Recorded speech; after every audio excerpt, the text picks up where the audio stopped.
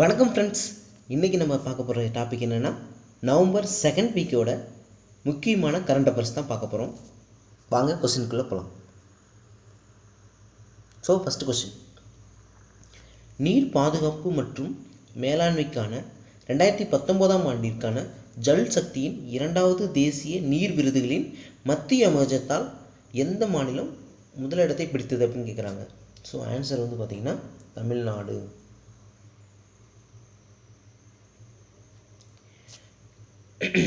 இது வந்து முக்கியமான கொஷினுங்க. அதாவது நீர் பாதுகாப்பு மற்றும் மேலாண்மைக்கான 2019ஆம் ஆண்டு விருது. ஸோ இதில் வந்து 2 டே விர்ச்சுவல் சமிட் நடந்திருக்குங்க. இதில் யாரெல்லாம் வந்து பார்த்திங்கன்னா கலந்துக்கிட்டாங்க அப்படின்னா, நம்ம vice president Venkaiah Naidu, Jal Shakti minister Gajendra Singh Shekhawat, அப்புறம் பார்த்திங்கன்னா environment and forestry and climate change minister வந்து பிரகாஷ் ஜவடேகர். இவங்க 3 பேரும் கலந்துருக்காங்க. ஸோ இதில் யாருக்கு அந்த அவார்டு கொடுத்துட்டு போயிருக்குன்னா எந்த மாநிலத்துக்குன்னா தமிழ்நாட்டுக்கு போயிருக்கு. ஸோ நெக்ஸ்ட் கொஸ்டின், அமெரிக்கன் இந்திய அறக்கட்டளை டெக்னாலஜிஸ் மற்றும் மும்பை பல்கலைக்கழகத்துடன் இணைந்து எந்த அமைப்பு தொழில் திறன்களை கொண்ட மாணவர்களை சித்தப்படுத்துவதற்காக திட்ட எதிர்கால தயார், அதாவது ப்ராஜெக்ட் ஃபியூச்சர் பிளான் தொடங்கப்பட்டதுன்னு கேட்குறாங்க. ஸோ ஆன்சர் வந்து பார்த்திங்கன்னா அடல் புதுமை பணி. அடல் புதுமை பணி. ஸோ இங்கே பார்த்திங்கன்னா அமெரிக்கா இந்தியா அறக்கட்டளையும் டெல் டெக்னாலஜி மும்பை பல்கலைக்கழகம் 3 சேர்ந்து ஸோ கொண்டு வந்திருக்குது. என்னென்னு பார்த்திங்கன்னா இந்த ப்ராஜெக்ட் ஃபியூச்சர் பிளான். அது என்னென்னு பார்த்திங்கன்னா அடல் புதுமை பணி. சரி, நெக்ஸ்ட் கொஸ்டின், இந்தியா இடம்பெயர்வு இப்போது, அதாவது இந்தியா மைக்ரேஷன் நியூ வெளியிட்டுள்ள இன்டர்ஸ்டேட் மைக்ரண்ட் பாலிசி இண்டெக்ஸ்.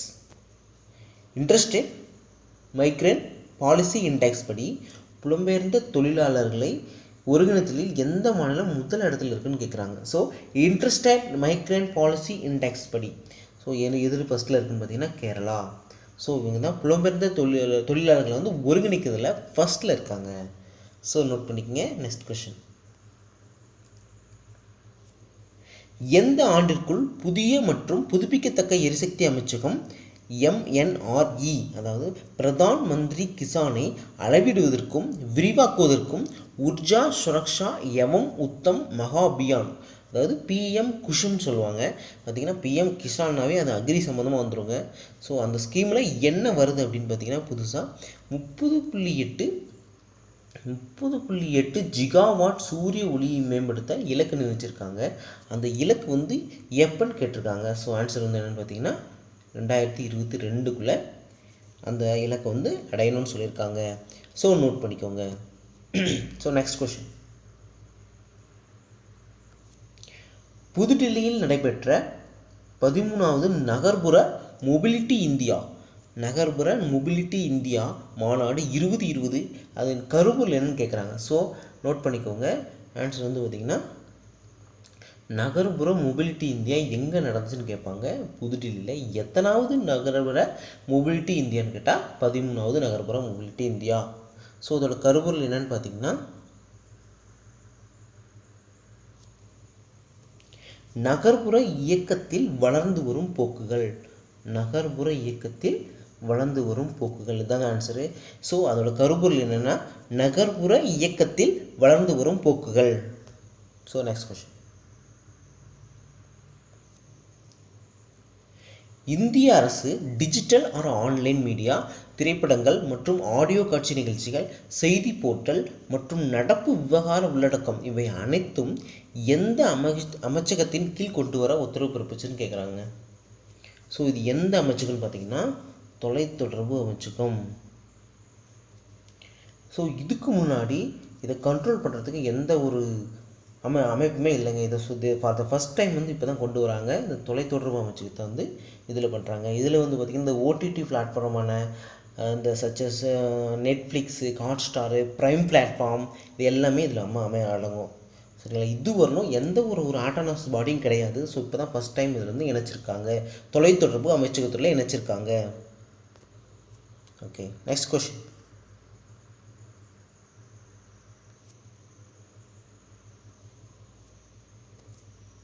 எந்த ஆண்டுக்குள் சர்வதேச எரிசக்தி முகமை அப்படின்னு சொல்கிறாங்க இன்டர்நேஷ்னல் எனர்ஜி ஏஜென்சி அறிக்கையின்படி புதுப்பிக்கத்தக்க ஆற்றல் நிலக்கரியை விட எப்போ முந்திட்டு வேர்ல்டில் வந்து ஃபஸ்ட்டில் வரும்னு கேட்குறாங்க. ஸோ ஆன்சர் வந்து 2025. ஸோ 2025 தான் புதுப்பிக்கத்தக்க ஆற்றல் நிலக்கரியை முந்திட்டு ஃபஸ்ட் பிளேஸில் வரும்னு சொல்கிறாங்க. ஸோ என்னென்ன புதுப்பிக்கத்தக்க ஆற்றல், புதுப்பிக்க இயலா ஆற்றல் அதுங்கிறத கொஞ்சம் நோட் பண்ணிக்கோங்க. So next question. பிரதமர் நரேந்திர மோடி கப்பலை அமைச்சதுக்கு வந்து பெயர் மாற்றம் செஞ்சுருக்காங்க. அதன் பேர் என்னென்னு கேட்குறாங்க. ஸோ அவர் ரீசெண்டாக வந்து கப்பல் அமைச்சது பேர் மாற்றிருக்காங்க. அதன் பேர் என்னென்னு பார்த்தீங்கன்னா துறைமுகங்கள், கப்பல் போக்குவரத்து மற்றும் நீர்வழி அமைச்சகம். ஸோ துறைமுகங்கள், கப்பல் போக்குவரத்து மற்றும் நீர்வழி அமைச்சகம். ஸோ இதை வந்து ரீசெண்டாக வந்து பண்ணியிருக்காங்க. So next question. Indian railway catering மற்றும் சுற்றுலா கார்ப்பரேஷன் IRCTC நோட் பண்ணிங்க. இந்தியன் ரயில்வே கேட்ரிங் அண்டு சுற்றுலா கார்ப்பரேஷன் இது வந்து என்ன சொல்லியிருக்காங்கன்னா பாரத் தரிசனம் தக்ஷன் பாரத் யாத்திரை அப்படிங்கிற ஒன்று வந்து ஆரம்பிச்சிருக்காங்க. அது எங்கிருந்துன்னு பார்த்தீங்கன்னா ஹைதராபாத்லேருந்து செகந்திராபாத் வரை ஆரம்பிச்சிருக்காங்க. எப்போ டிசம்பர் 12 to 18 வரை தொடங்க ஸ்டார்ட் பண்ணியிருக்காங்க. அதோடைய தீம் என்னன்னு கேட்டிங்கன்னா, கருப்பொருள் என்னன்னு கேட்டிங்கன்னா இந்தியாவை இந்தியர்களுக்கே காட்டு அப்படின்னு சொல்கிறாங்க. ஸோ இந்தியாவை இந்தியர்களுக்கு காட்டு இதாங்க தீமு, நோட் பண்ணிக்கோங்க. ஸோ IRCTC வந்து ஆரம்பிச்சிருக்க இந்த பாரத் தரிசனம் தக்ஷின் பாரத் யாத்திரை வந்து எங்கேருந்து எது வரலன்னு பார்த்தீங்கன்னா ஹைதராபாத்லேருந்து செகந்திராபாத் வரலும் கொண்டு வராங்க. அதோட கருப்பொருள் என்னென்னு பார்த்தோம்னா இந்தியாவை இந்தியர்களுக்கு காட்டு. அதான் ஓகேங்களா. சரி நெக்ஸ்ட் கொஸ்டின். ஸோ எந்த மாநிலத்தில் ஜல்சக்தி அமைச்சகத்தின் மத்திய அமைச்சர் கஜேந்திர சிங் ஷெகாவத் நாட்டின் முதல் சூரிய சக்தியின் ஒருங்கிணைந்த பல கிராம நீர்வழி திட்டம் ஆகிட்டு அறிமுகப்படுத்தினான்னு கேட்குறாங்க. ஸோ எந்த மாநிலத்தில் வந்து பார்த்திங்கன்னா ஜல்சக்தி அமைச்சகத்தின் மினிஸ்டர் யாருன்னு பார்த்தீங்கன்னா இந்த கஜேந்திர சிங் ஷெகாவத். ஸோ நாட்டின் முதல் சூரிய சக்தியின் ஒருங்கிணைந்த பல கிராம நீர் வளங்கள் திட்டம், அதாவது பார்த்திங்கன்னா integrated multi village water supply project. So எந்த இதில் வந்து கொண்டு வந்திருக்காங்க அப்படின்னு பார்த்தோம்னா அருணாச்சல பிரதேசத்தில் கொண்டு வந்திருக்காங்க. ஸோ ஆன்சர் வந்து பார்த்திங்கன்னா அருணாச்சல பிரதேசத்தில் கொண்டு வந்திருக்காங்க. நோட் பண்ணிக்கோங்க. ஸோ ஆன்சர் வந்து அருணாச்சல் பிரதேஷ். Next question. இந்தியாவின் முதல் சந்தன அருங்காட்சியகம் எங்கு நிறுவப்பட்டது? ஸோ இந்தியாவின் முதல் சந்தன அருங்காட்சியகம் எங்கே நிறுவப்பட்டுள்ளது? ஸோ ஆன்சர் வந்து பார்த்திங்கன்னா மைசூரு, கர்நாடகா. ஸோ கர்நாடகாவில் மைசூருங்கிற இடத்துல வந்து மைசூர் பேலஸ் நான் கேள்விப்பட்டிருக்கோம். ஸோ அங்கே தான் வந்து இந்த சந்தன அருங்காட்சியகம் வந்து நிறுவியிருக்காங்க. So next question. இந்தியா எந்த இடத்தில் அனைத்து வானிலை விரைவு எதிர்வினை வான் ஏவுகணைகளை, அதாவது எப்படி சொல்லுவாங்கன்னா quick reaction surface to air mission, இதை வந்து பார்த்திங்கன்னா மேற்பரப்பில் இருந்து சோதனை செஞ்சுருக்காங்க. இது வந்து எதுன்னு பார்த்திங்கன்னா எந்த இடத்துல வந்து பண்ணியிருக்காங்க அப்படின்னு பார்த்திங்கன்னா சண்டிப்பூர், ஒடிஷா. ஸோ மோஸ்ட்லி வந்து அந்த எங்கே டெஸ்ட் ரேஞ்ச் பண்ணுவாங்கன்னு கேட்டிங்கன்னா இந்த சண்டிப்பூர், ஒடிஷாங்கிற இடத்துல தான் பண்ணுவாங்க. ஸோ இந்தியா எந்த இடத்தில் அனைத்து வானிலை விரைவு எதிர்வினை வான் ஏவுகணையில் வந்து அது சோதனை செஞ்சுன்னு கேட்டாங்கன்னா quick reaction surface to air mission எங்கேன்னு பார்த்தோம்னா இந்த சண்டிப்பூர், ஒடிஷா. அடுத்த நெக்ஸ்ட் கொஸ்டின். வாகிர் என்பது எந்த துறையுடன் தொடர்புன்னு கேட்குறாங்க. வாகிர் என்பது எந்த துறையுடன் தொடர்புடையதுன்னு கேட்குறாங்க. ஸோ இதோட ஆன்சர் வந்து பார்த்திங்கன்னா இந்தியன் நேவி படையோட சேர்ந்ததுங்க. ஸோ ஆன்சர் வந்து இந்தியன் நேவி. இது வந்து என்னென்னத்தெல்லாம் யூஸ் பண்ணும் அப்படின்னு பார்த்திங்கன்னா உளவுத்துறை, பகுதி கண்காணிப்பு, இருப்பிடம், இது எல்லாத்தையுமே வந்து இது வந்து ஆக்டிவேட் பண்ணி கண்டுபிடிச்சி கொடுக்கும். ஸோ முக்கியமானது வந்து பார்த்திங்கன்னா வாகிர் வந்து இந்தியன் நேவியோடு தொடர்புடையது. So next question.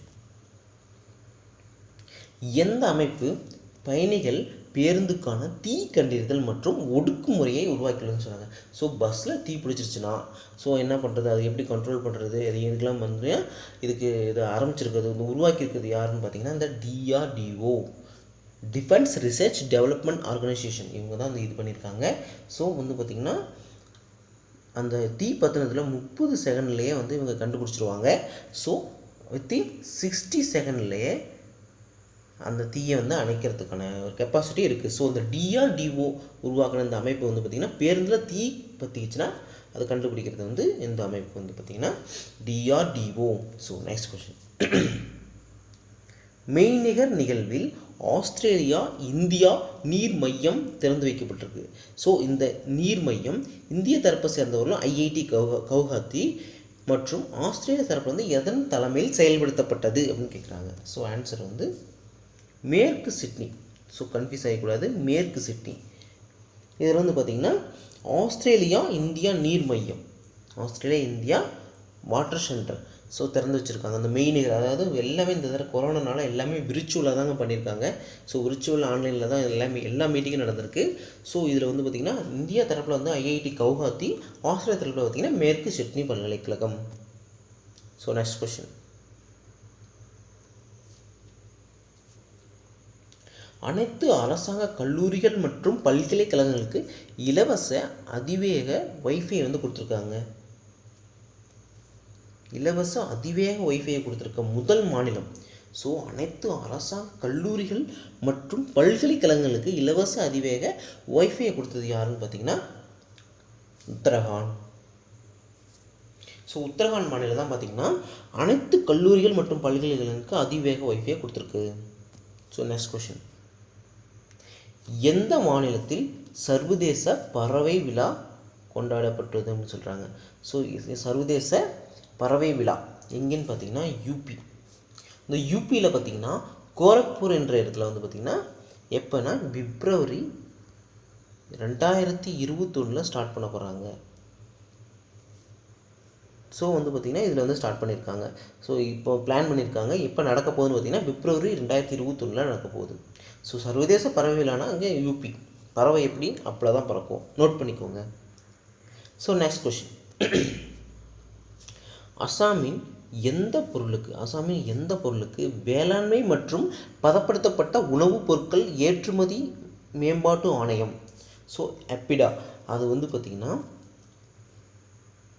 புவியியல் காட்டி, அதாவது ஜியாகிரபிக்கல் இண்டெக்ஸ் கொடுத்துருக்குன்னு பார்த்தீங்கன்னா தேஜ்பூர் லிச்சி அப்படிங்கிற ஒரு ஃப்ரூட்டுக்கு தான் வந்து இந்த ஜிஐ கொடுத்துருக்குங்க. ஸோ ஆப்பிடா வந்து எந்த பொருளுக்கு வந்து கொடுத்துருக்கு அப்படின்னா ஜிஐ கொடுத்துருக்குன்னா Tezpur litchi. Next question.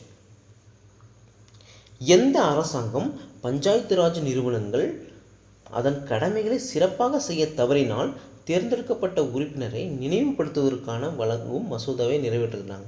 So government staff, அதாவது பஞ்சாயத்து ராஜ் நிறுவனங்களில் இருக்கிற ஸ்டாஃப் வந்து அவங்களுக்கு டியூட்டியை சரியாக பண்ணலைன்னா அவங்களுக்கு மறுபடியும் ரீகால் பண்ணுறதுக்கு எந்த மசோதாவை இயற்றிருக்காங்க. ஸோ அது எந்த மாநிலம்னு பார்த்தோம்னா ஹரியானா. ஸோ ஹரியானா மாநிலம் தான் வந்து பார்த்திங்கன்னா இந்த மசோதாவை ஏற்றிருக்காங்க. ஸோ முக்கியமான கொஷின் நோட் பண்ணிக்கோங்க. So next question. இந்தியாவின் மிக நீளமான நகரக்கூடிய ஒற்றைப்பாதை தொங்கு பாலம்.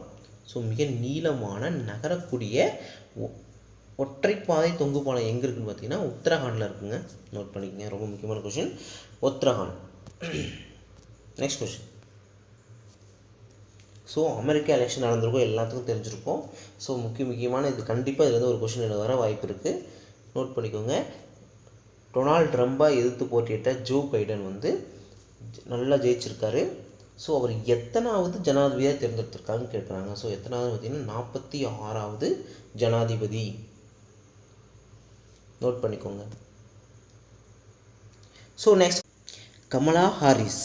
ஸோ கமலா ஹாரிஸ் எத்தனையாவது அமெரிக்காவின் துணைத் தலைவராக தேர்வு செய்யப்பட்டாலும் சொல்லிடுறாங்க. ஸோ ஆன்சர் வந்து பார்த்திங்கன்னா ஃபர்ஸ்ட்.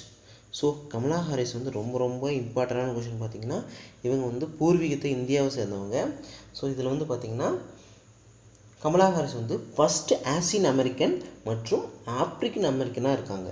ஸோ அவங்களுடைய வம்சாவளி வந்து அந்த ஆசியன் அமெரிக்கனாகவும் இருக்குது, ஆப்ரிக்கன் அமெரிக்காவும் இருக்குது. ஸோ ஃபஸ்ட்டு ஃபீமேல் வைஸ் பிரசிடெண்ட்டுங்கிற ஒரு பெருமையை சேர்க்குது பார்த்திங்கன்னா first female president, wise president.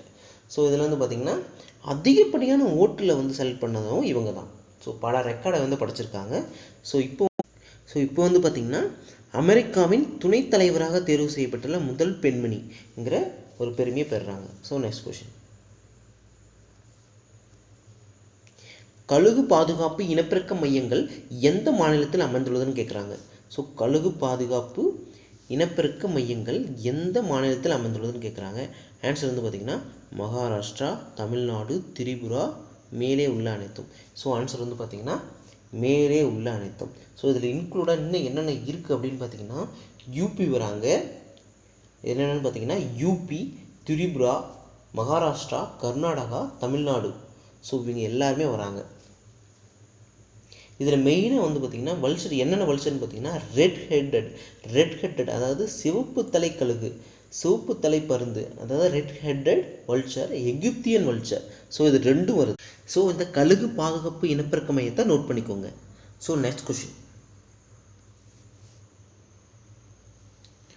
அமெரிக்க ஜனாதிபதி தேர்தலில் பின்வரும் எந்த தேர்தல் முறை விசேஷமாக பயன்படுத்தப்பட்டதுன்னு கேட்குறாங்க. நல்லா நோட் பண்ணிக்கோங்க. எந்த தேர்தல் முறை விசேஷமாக தேர்ந்தெடுக்கப்பட்டது? ஸோ அமெரிக்க ஜனாதிபதியை தேர்ந்தெடுக்கிறது எந்த தேர்தல் முறை விசேஷமாக பயன்படுத்தப்பட்டதுன்னு பார்த்தீங்கன்னா இந்த ஸ்லேட் அமைப்பு தான் வந்து யூஸ் பண்ணுறாங்க. ஸோ ஸ்லேட் அமைப்புங்கிற அந்த ஸ்பெஷலான இந்த தேர்தல் முறையை தான் வந்து யூஸ் பண்ணியிருக்காங்க இந்த ஜனாதிபதி தேர்தலில். நோட் பண்ணிக்கோங்க. Next question, so Mahima Ranga Betta. So Mahima Ranga Betta இது வந்து பார்த்திங்கன்னா பள்ளியூர் வந்து எங்கே இருக்குதுன்னு கேட்குறாங்க. ஸோ மஹிமா ரங்கா பெட்டா பள்ளியூர் எங்கே அமைந்துள்ளதுன்னு கேட்குறாங்க. இங்கே பார்த்திங்கன்னா நீலமங்கலா. ஸோ அப்படிங்கிற இடத்துல தான் அமைஞ்சிருக்கு. ஸோ மஹிமா ரங்கா பெட்டா பள்ளியூர் எங்கே அமைஞ்சிருக்குன்னா நீலமங்கலாங்கிற இடத்துல தான் அமைஞ்சிருக்கு. ஸோ இதோட நம்ம நவம்பர் 2nd வீக்கோட ஃபஸ்ட்டு 25 கொஸ்டின்ஸ் பார்த்தாச்சு. ஸோ நெக்ஸ்ட்டு 25 கொஸ்டின்ஸ் வந்து நம்ம நெக்ஸ்ட் வீடியோவில் பார்ப்போம். ஸோ ரொம்ப இம்பார்ட்டண்டானதுங்க. அடுத்து நம்ம அப்லோட் பண்ண வேண்டிய செகண்ட் வீடியோவில் பார்த்திங்கன்னா ஐபிஎல் போன்ற ரொம்ப முக்கியமான கரண்ட் அஃபேர்ஸ்லாம் அதில் நம்ம பார்ப்போம். நம்ம கண்டினியூஸாக வாட்ச் பண்ணுங்கள். அடுத்த வீடியோ அப்லோட் பண்ணும்போது நம்ம அதை டீட்டெயிலாக பார்ப்போம். ஸோ நம்ம சேனலை வந்து ரெகுலராக வாட்ச் பண்ணிகிட்ருங்க. ஸோ அப்டேட் பண்ணிக்கிட்டே இருப்போம். கரண்ட் அஃபேர்ஸும் சரி, மற்ற மேக்ஸ் ஆர்டிகலும் சரி, இனிமேல் தான் நம்ம போடுவோம். ஸோ நல்லா சப்போர்ட் பண்ணுங்கள். இந்த வீடியோ உங்களுக்கு பிடிச்சிருந்தா லைக் பண்ணுங்கள், ஷேர் பண்ணுங்கள், சப்ஸ்கிரைப் பண்ணுங்கள். Thank you friends.